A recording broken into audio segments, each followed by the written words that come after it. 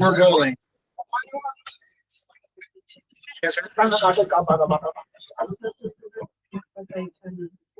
Okay, guys. What day is it? Oh, it's Thursday.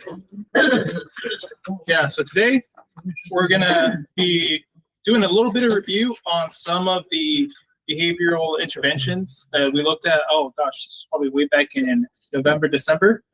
But now that we had exposure to some other material too, it's gonna put it into a greater context. And we'll also be discussing procedural integrity, which is gonna be our first topic for today. And then for those of you who are here, remember, we'll also be discussing implementing and distinguishing conditioned and unconditioned reinforcers. Are you guys ready to go? Yeah. Yes, great. Let's start off with procedural integrity. Pretty basic topic, but I think something that we can easily overlook. This is simply the degree to which the behavior plan is implemented as it's written. So as you guys know, I'm trying to do a better job of making the behavior plans a little bit more easier to digest, a little bit easier to implement, lay out all of the prompting, sequencing with the hierarchies and all that. And in order to know if the behavior plan is actually working or not, we have to be able to know if it's also implemented correctly.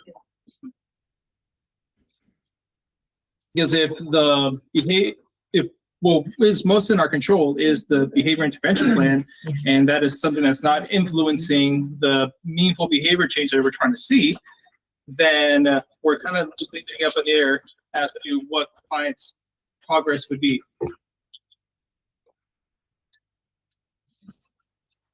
So that is procedural integrity, and I want to play this video just to kind of overview as to why some plans, even some really good ones, can fail at times. And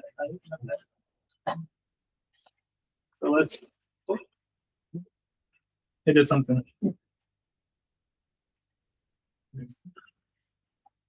What? Oh, you guys are supposed to see that yet.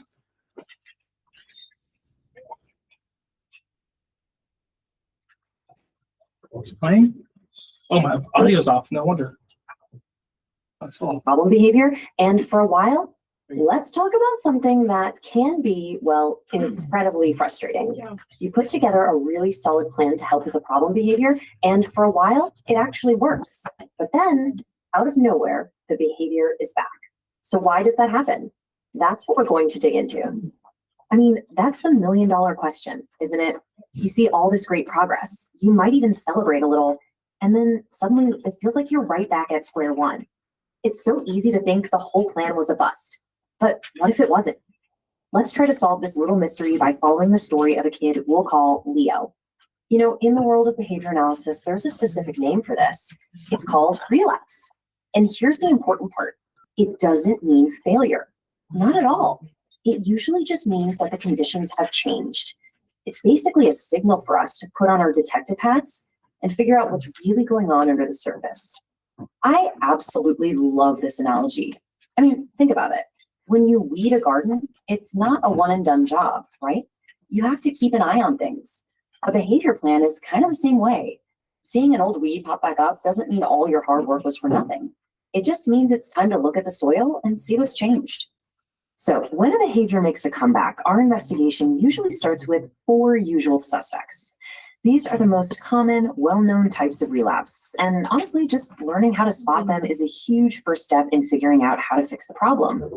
Okay, first up on our list is something called resurgence. This one is all about that new positive behavior you worked so hard to teach.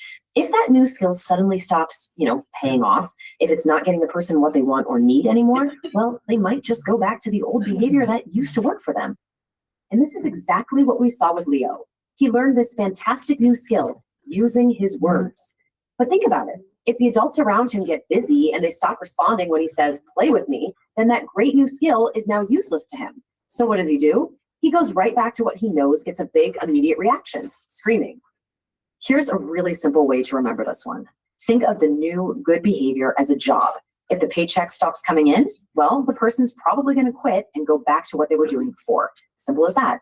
All right, our second suspect is called renewal. This one is all about location, location, location.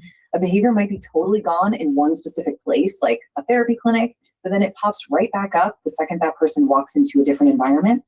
And we see this with Leo too. He's doing awesome at the clinic where everyone is following the plan perfectly. But then he goes to school or to his grandma's house, and suddenly the rules are different, the expectations are different, the way people respond is different. That new setting renews the old behavior. The memory trick here is super straightforward. If you see an old behavior show up in a new place, your first thought should probably be, could this be renewal? Number 3 on our list is reinstatement. This happens when a behavior comes roaring back because of a very specific trigger. Maybe a person, an object, or a situation that was taken away is suddenly brought back into the picture. The trigger's back, and bam, so is the behavior. For Leo, this was all about one particular toy. The plan to reduce his tantrums worked like a charm, as long as that toy was put away. But the second it came back out, the tantrums were reinstated. It's a really direct cause and effect relationship. So here's another easy one to lock in. When you see an old trigger reappear and the problem behavior immediately follows, you should be thinking reinstatement. And our last suspect is spontaneous recovery. Now, this one can feel like it comes completely out of the blue. Time has passed, everything's been going great, and then poof, the behavior just reappears for a little bit. The good news is it's usually not as intense and doesn't last as long as it used to. So for Leo, maybe after a solid week with zero whining to get out of tasks, he might just try it again one afternoon. There's no obvious reason why. It's almost like the old behavior is just, checking in to see if it might still work. So whenever a behavior just kind of pops up after a long break and you can't find a clear reason, that's spontaneous recovery. It's like that old habit is just giving it one last shot. Okay, let's just do a super quick review. Resurgence happens when the new behavior stops paying off. Renewal is all about a change in setting. Reinstatement is when an old trigger comes back, and spontaneous recovery just happens after time has passed. So 4 different reasons, 4 different names. But what if they're all connected by something deeper? And that brings us to what might be the single most critical question of all. We've looked at the learner, we've looked at the environment, we've looked at the triggers, but have we looked in the mirror? Are we, the people actually carrying out the plan, doing it the way it was designed? This leads us to the master key that unlocks this whole mystery: procedural integrity. It sounds like a technical term, but it's really a very simple idea. Are we doing the plan right every single time? Because a brilliant plan that's followed inconsistently is really no better than having a bad plan to begin with. And what's wild is how simple a plan can look on paper. I mean, look at this. Give an instruction, wait 3 seconds, prompt if you need to, reinforce the right response, and record the data. 5 steps. Seems easy enough, right? But in the chaos of the real world, it is surprisingly easy to skip a step here or there. So let's say a teacher or a therapist correctly does just 4 out of those 5 steps. The procedural integrity score would be 80%. Now, that sounds pretty good, right? It's like getting a B on a test. But that 20% gap, that single missed step, can be the exact reason a plan starts to fall apart and a behavior comes rushing back. Okay, so if we know that low procedural integrity is the secret villain here, how do we actually protect our plans from it? This is where we shift from being detectives to being guardians, where we actively take steps to make sure the plan stays strong and effective. This chart just connects all the dots so perfectly. See, a mistake in how the plan is done, like thinning out reinforcement way too fast, can directly cause resurgence. Not using the plan when you go to a new place, well, that's a mistake that leads straight to renewal. Bringing back old triggers before the person is ready, that causes reinstatement. A lot of the time, how we implement the plan is the direct cause of the relapse. So what can we actually do? Well, we have to be really thoughtful. We need to thin out reinforcement slowly. Don't just make the paycheck disappear overnight. We have to keep the replacement behavior powerful and effective. We need to generalize the plan to new people in new places. And maybe most importantly, we need to actually measure procedural integrity. We can't just hope it's being done right. We need to check. All right, let's just zoom out for a second and look at the main takeaway from all of this, because it's a really powerful shift in how we think about these things. So here it is, the big idea. Relapse isn't some failure on the part of the person. It's a predictable, even normal, part of the learning process. It's a signal. It's a big red flag telling us to look at the whole picture, the environment, the triggers, and most crucially, how consistently we are sticking to the plan.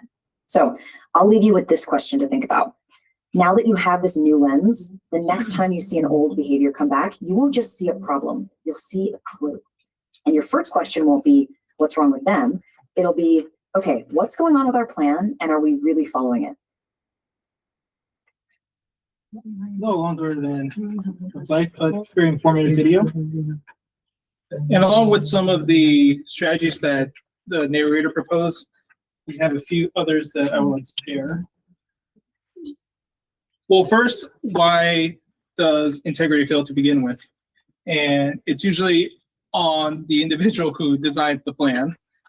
For one, it could be too complex and impractical to implement, even if it could really lead to an effective treatment plan and pretty much guarantee on paper, again, on paper, that it'll be successful. As soon as it comes into contact with the real world, we can see it'll just start to crumble. And I have a BCBA with my company. And I remember when we first started working together, some of the ideas he suggested is that he was working at a school with children. And this was back when I was primarily doing care homes. Some of the ideas he came up with were incredible if it was at a school setting as opposed to at a care home. And it kind of took both of us a little bit of adjustment to kind of respond to some of the boundaries and some of the practical applications of each different setting. And then, yeah, procedural drift for the plan. I mean, starts off solid, but then everybody kind of just starts moving off course a little bit. And yeah, we think that the plan eventually just stops working, but it could just be that all of us collectively have been neglecting it and should return back to how it should be properly implemented. Yes, I want to go over a few common errors. We've talked about some of these before. I think it's really important to highlight some of these because they do come up, and boy, have they come up. So the first one, prompt dependency. Again, we just talked about this particular individual today for his meeting, but yeah, Brandon, the backyard room. We're starting to see a little bit of distinguishment between how he responds at the home and how he does here. Seems at the home, since there are less staff and there are just less individuals there, we have been able to fade out him needing permission to take a seat or go to the restroom. But here it's been, I think, a little bit challenging given that there's just more of us. There are more, I guess, opportunities for him to seek or the approval, so to speak. Yeah, and it kind of just has to involve us all getting on the same page, using the same prompt, and then fading it all together. So that's what we're doing for that. Yeah, because if we're not fading out the prompts, then we're having the client be dependent on us being able to provide them the supplemental tool they need to respond correctly. And in that case, they never truly learn to begin with. So what do we do? You might ask. Implement a time delay. This is really effective, and I try to make this my default, where if you're kind of probe or run a goal with a client, yeah, just give them an opportunity to respond. Don't feel the need to give them the prompt right away. Instead, just wait, see how they do, give it just a few seconds, and if they still haven't responded correctly, that's when you implement the prompt. And the other one would just be going down the prompt hierarchy to a less intrusive prompt. So for instance, something like a gestural prompt could be done a little bit more emphasized. For instance, pointing at something as opposed to, yeah, just kind of glancing at something and nodding it towards your head. Doing things like that to systematically make the prompt smaller and less distinguishable really does help in allowing the person to respond more independent as the opportunities come.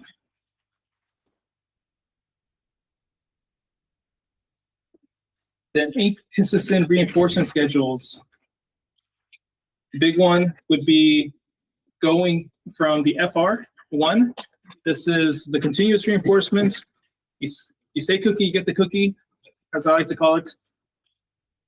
If that is the skill acquisition phase, so the individual is still learning and grasping the skill, if you go from the continuous reinforcement schedule to something more intermediate, even if you're just every other instance you're reinforcing, let's say FR2, then we can easily see that skill being distinguished or extinguished. Because as the video showed, if the client is not seeing the payoff immediately of working on this new skill, even if it's just a simple response, then they're going to stop doing it and they're going to go right back to old reliable problem behavior because they know that that'll get them what they want.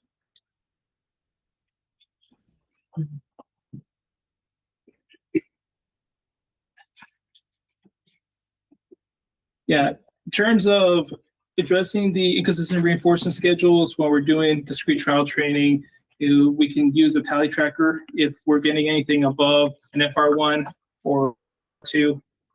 Just whatever can help us just keep things in track would serve us well. And then timers for interval-based or duration-based instruction. That's how we can do it. This is one of my favorites. Non-specific praise. This is something fun. Jonathan, good job. Thank you Do you know what? for paying attention. No. Oh, but thank you. The specific people that I'm looking for. So if you think nice job just to anybody, they're not going to know. Referring to, and so we kind of get in the habit of saying, that kind of we'll spice it up a little bit. Behavior specific case. Jonathan, I really liked how you set up the computer and webcam in a manner. Thank you. See, now he knows what I'm praising him for. Yeah, you should praise the exact desired behavior, because if you praise it and social reinforcement is something desirable to the client or individual, they're going to want to do more of it. Simple as that. I didn't mean to pick on you, but Oh, that's fun. okay. Next one, we got accidental reinforcement of problem behavior. Oh boy.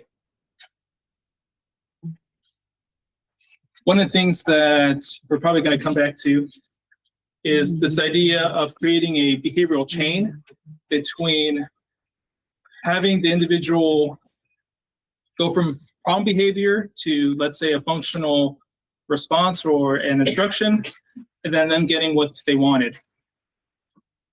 But when we do that, or we don't give ourselves enough time between the problem behavior occurring and the delivery of what the individual wanted, then we're actually reinforcing the problem behavior. So for instance, someone like Justin, whenever he's having his vocal outburst and he's screaming, you got to make sure that we're really spacing enough time between when he gets, let's say, the DVD or the song, and when the offset of the behavior stops, because if we don't, then he's going to think, oh, okay, I just have to scream enough times and then I get what I want.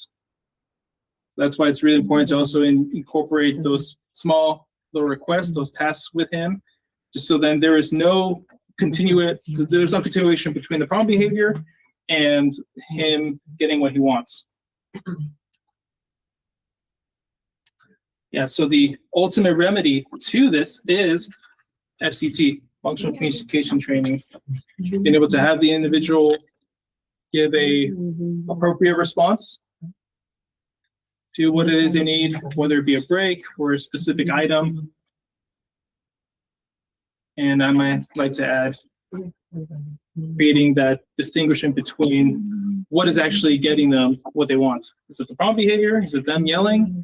Or is it them completing a small task or asking appropriately? These are things that we got to keep in mind if we want to maintain procedural integrity. This one, it's a little sneakier. This is when, just as we can measure a client's latency from when an instruction is delivered to when they begin initiating the correct response, we ourselves can probably fall into the trap of taking our time to deliver the correct instruction or the correct level of reinforcement. Because keep in mind, if we want something to be reinforced, we got to do so immediately and promptly. So if there is a gap in between when we're delivering it and when they receive it, then there could be a possibility that they could engage problem behavior in between, or they we just lose them. So we want to be able to maintain a proper pace, especially when we're in a state of instruction. And something that I was doing back when I was working as an RBT, having to continuously engage with the client, not take my eyes off of them, and still have my data sheet to the side and reporting it, just so then there would be no latency. Because I knew the second I dropped my guard, they would try to bolt out the door.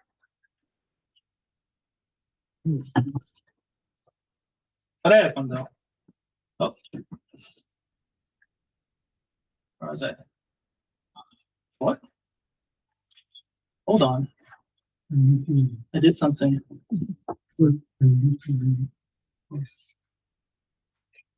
I really delete my slide? Oh, I think I deleted a slide, guys. It's on Blackboard. Okay, well, let me see.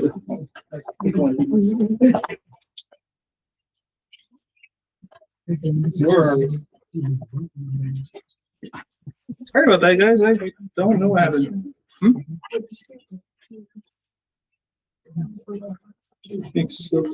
Okay.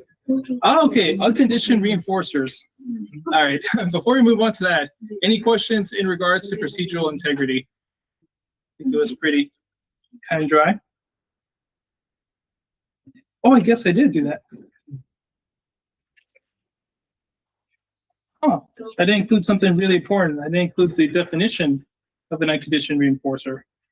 I just have the examples. Okay, well, if you guys can write it onto your paper separately, unconditioned reinforcers are items or things that do not have to be learned to be preferred.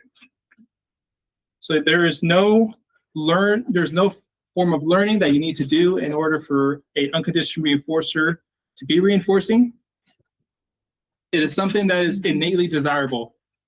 So for instance, we don't have to learn to enjoy food and water, rest or sleep. Those things are, again, unlearned. They're innate, part of human nature to need, to desire. Okay, and then those are the first couple of examples. You guys got these? Okay, good. And then the other two would be in terms of temperature, Goldilocks zone, not too hot, not too cold, just right. The day was particularly chilly, so we certainly would have wanted some nice jackets to keep us warm. And of course, once spring rears its ugly head, and all of a sudden we're gonna have to wear cooler clothing. Oh, no, I'm not too big in spring, or I'm not too big into summer, guys. Sorry. And then pain reduction. Yeah, it turns out you don't have to learn to find pain unpleasant. So this is another thing that is unconditioned. Now, when we use them as a reinforcer, the main issue with them is that they lose their reinforcing value very quickly. So for instance, when we were talking about motivating operations a few months back, we kind of looked at how a snack, the delivery of an edible item, serves as its own abolishing operation. Because as the individual gets the snack, it loses its value because they're getting fuller. And keeping our example here, if an individual just has their lunch and you plan to do some discrete trial training afterwards, you could use probably anything besides snacks because they're not going to want to work for it.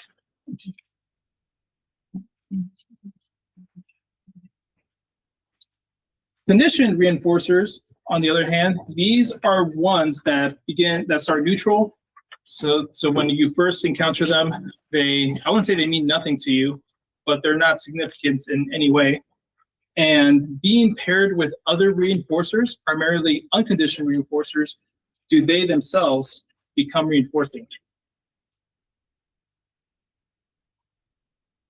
And everybody has their own unique learned history of different pairings of reinforcers to one another.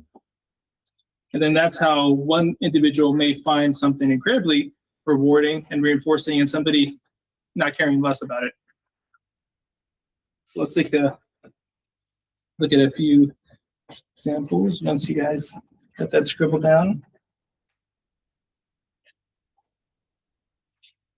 One of the big ones is social praise. High fives, smiles, hearing great job. These are all things that you learn to associate with other forms of reinforcement, and with enough time that passes, they themselves become reinforcing. So the simple delivery of a thumbs up, of a fist bump, a high five is in of itself rewarding and reinforcing. Another conditioned reinforcer would be tokens or money. We learn that those things are valuable as we develop. And same thing with activities. When we try something and then we find that we like it, we start enjoying and doing it. But before then, we had to first try it to see if we enjoyed it. So those are some conditioned reinforcers.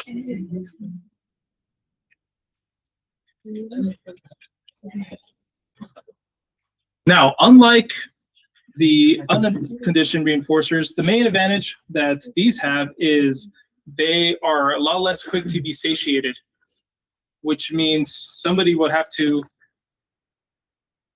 be exposed to it a lot more often for them to say that, you know what, I'm good with this. And I'm sure you guys can recognize this with some of the clients. For instance, you can have somebody who, let's say after a few snack items, they're full, they're good, they don't want their snack anymore. But then you can also have the same individual hold their iPad for hours upon hours, for instance. And the main advantage when it comes to conditioned reinforcers, especially when they're delivered, when they're socially mediated, is that they're more appropriate. So you can keep in mind that if somebody has a specific functional goal, and if they're constantly being delivered snack items for reinforcement, then it's not going to translate that well into the real world where snacks are not always available.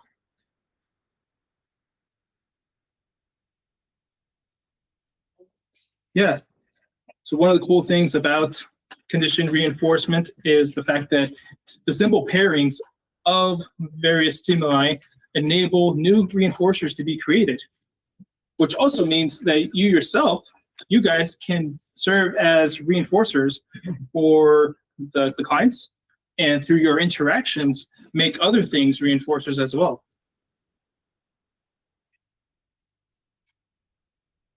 We took a small look at this when it comes to how to build rapport with the clients, but I think it's an important thing to come back to in terms of that association and creating the new conditioned reinforcers. So let's take a look at that.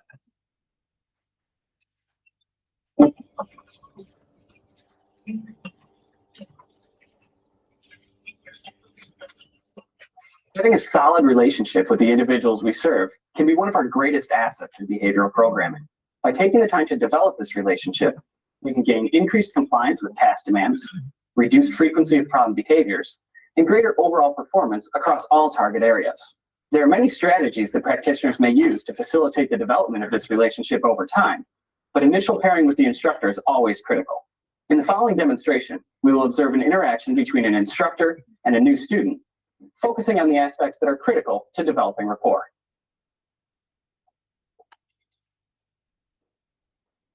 Hey, Greg.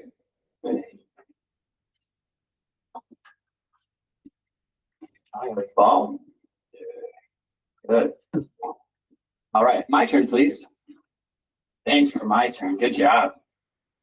As we begin, notice that initially, the individual is not showing any interest in the instructor. As the individual approaches, the instructor offers a potential reinforcer with the aim of strengthening the behavior of approaching. After a brief period of allowing access to the item, the instructor then simply states, "My turn," and holds his hand out for the object. Limiting the amount of time that the individual has access to the item allows for a greater number of opportunities, ultimately producing a greater frequency of reinforcing this behavior.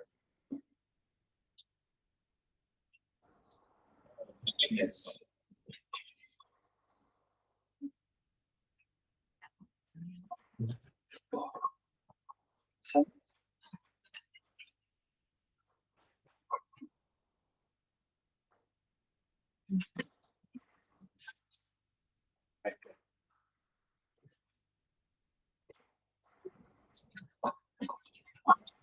My turn for Agnes, please. Here, as the individual shows interest in a particular item or activity, the instructor uses this item to help promote interaction between himself and the individual.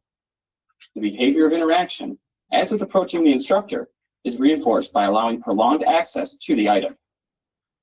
Now that the individual is reliably approaching and demonstrating interest, the instructor will increase the level of demands required to gain access to preferred items. Hey, Greg, touch your nose. Good job touching your nose. Here you go. Do you want the ball or the magnets? Ball, all right.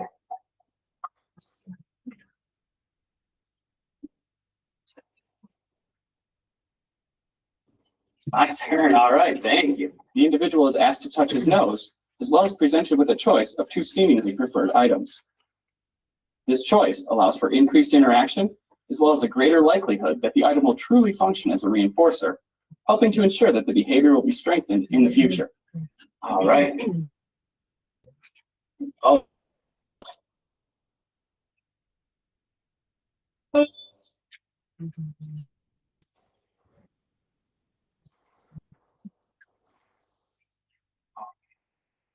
Great, clap your.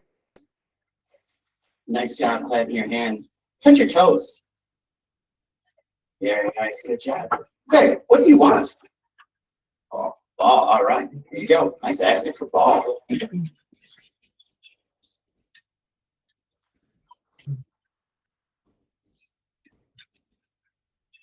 My turn, please. As the individual is now approaching and providing consistent interaction, the instructor will increase the level of demands yet again, this time asking the individual to sit at the table and continue interaction with preferred items and simple imitation targets. All right, thank you for my turn. Hey, Greg, sit down, please. Sitting, good job. What do you want? Oh, wow, all right, here you go. Ready? Catch. Nice catch. Whoa, all right. Are you ready? Yeah. Say, my turn. Nice job asking for your turn. Here you go. Nice catch. Okay. Hey, great. Do this, please. Very nice. All right, the goldfish.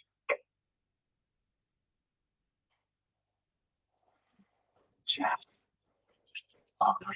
Hey, Greg. Oh, you want the magnets? Yeah, magnets. Touch your nose. Good job. Now touch your knees. Nice job. Those are your knees. All right. What do you want? Magnets. All right. Nice asking for magnets. Good job. My turn, please. Hey, Greg. Do this. What's your name? Right. Your name is Greg. Good job. Which one do you want? Ball. The ball. Here you go. Nice asking for ball.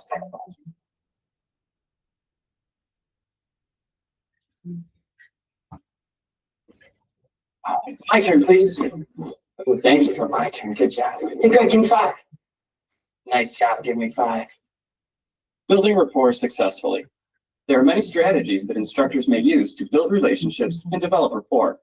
It is critical that in the initial stages, instructors move at the child's pace, allowing the opportunity for them to become comfortable in the presence of the instructor. It will also be important for the instructor to have many types of reinforcing items present, which will be arranged and manipulated in a manner that generates interest and interaction. Once we have captured the child's attention, any instance of approaching the instructor should be met with social interaction and the delivery of tangible items. Only once the child is consistently and reliably approaching the instructor should we begin placing demands. Demands should start as simple as possible, requiring minimal effort on the part of the child. As compliance with demands becomes more reliable, the effort required for compliance may be increased, moving on to more difficult requests. Perhaps most importantly, remember that both children and adults may take time to warm up or be comfortable in a new environment or with new people. Strong relationships take time to build, but consistent responses to desired behavior will be invaluable in the long run, creating a dynamic between instructor and student that will lead to greater performance, meaningful interaction, and reduced frequency of maladaptive behaviors, allowing for maximum success.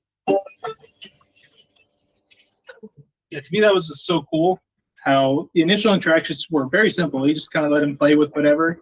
But as the interactions increased and the rapport, you saw it happening real time, he began escalating the demands and requests to the individual. So that's done there. Okay, here is the process of creating reinforcer yourself. So again, you begin with finding something that the individual loves, perhaps after a preference assessment. And typically, we want to start with something that is very simple, an unconditioned reinforcer. So there's no prior learning history of desiring this item. And then you pick a neutral action, let's say thumbs up in this case. This means absolutely nothing to the individual so far. So what we do is we introduce them within a second of one another. They are being paired in their delivery. So you give the small piece of the snack with the thumbs up, and then you repeat this process over and over until eventually the delivery of the thumbs up serves as a reinforcer. So now the effect that the snack primarily had on the behavior is now transferred over to the thumbs up. The thumbs up, if we see that the thumbs up is enough to reinforce the behavior, then we know that has successfully become a conditioned reinforcer. Seems simple enough, but takes some time to practice. Okay. One more topic here. We're looking at generalized conditioned reinforcers. Now, this is a type of conditioned reinforcer. So again, you have to learn to value it, that has been paired with so many other reinforcers that it can be thought of as almost unsatiable. People really enjoy this thing. It has so many applications because it gets them access to so many different items or activities. So yeah, they almost never lose their reinforcing value. And the biggest example of this is, of course, you guys want to guess? What is the main generalized conditioned reinforcer? Food? That is unconditioned, but conditioned. So you have to learn to value it. You can do a lot with this thing. Money. Yes, money. The best example of generalized conditioned reinforcers are money. Yes, you can trade money. Yeah, you can trade money for food. Yeah, there you go. You can do it for clothing. Yeah, now that it's getting really cold, you can get yourself a nice jacket. get a movie ticket, yeah, go out to buy dinner. Yeah, money is the best example of generalized conditioned reinforcement. But another example would be tokens that we utilize in a token board or token economy. So for instance, a individual who has a token board could work and earn 10 tokens, and they can get soda or another preferred item. And yeah, the tokens themselves act as money because the little paper laminated cutouts don't have any intrinsic value, just like how the paper money itself has no value, but it's the condition that we put on it that makes it valuable. And in the case of token boards, the fact that there's a whole menu of items that you could work towards and earn access to makes it reinforcing, makes it valuable. Money and tokens. Tokens and money. The casino chips. That too.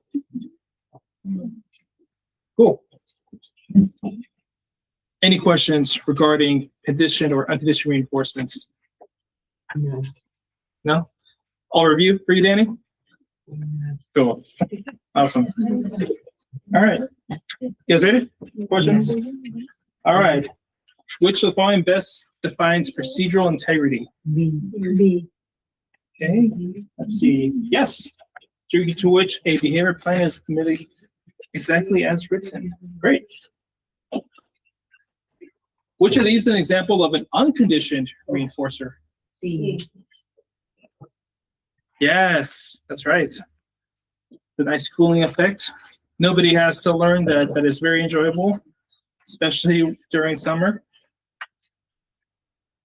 I remember I was in Yosemite once, and I'll say this was last year, and it was really hot. And we were walking down this trail that had these boulders alongside the trail, and it got really cool out of nowhere, and I just wanted to just stay there for forever. It was so nice. I didn't want to go back out in the heat. How does a neutral stimulus become a conditioned reinforcer? Let's see. Yes, B, by being paired with existing reinforcers. Because at that time, tokens mean nothing to the individual, but after being paired with things that are already reinforcing, that they already value, they then become valuable.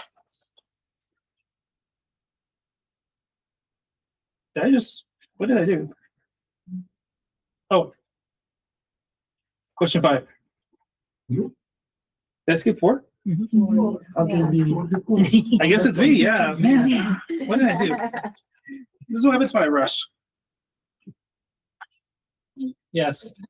The primary advantage of generalized conditioned reinforcers is they're immune to satiation. Think about it. Would you guys ever get tired of receiving money? Yeah, the same thing for clients who have a token board. They'll just enjoy it all up. Yes. All right, now we can come to question 5. Oxygen, water, and sleep are examples of? Yes. Oh, yes, unconditioned reinforcers. Again, you do not have to learn to find these things desirable. We are just born as humans, finding them reinforcing. Why should an RBT pair social praise 3 of a primary reinforcer like a piece of fruit? B as in baby? Okay. Yes. That way the praise in itself would eventually have the reinforcing effect of the food transferred over to it, so then it becomes a conditioned reinforcer. Very good. Fruit is not a conditioned reinforcer. Because the last one here, when a client is satiated on a specific reinforcer, what happens to the effectiveness of the reinforcer? B. B? Yes. Good. B as in baby, yes. Just like how when we talked about motivating operations, something loses its value the more you get of it. So you become in a satiated state and the reinforcing value is decreased. Great. Yeah. You guys are starting to see how all this stuff is starting to come all together with the review we're doing. Great. Awesome. Any questions, guys? About anything at all? You good back there, Sagi? Awesome. All right, then we'll just pick it back up tomorrow. You guys have a great rest of your day. Thanks. Yes, of course.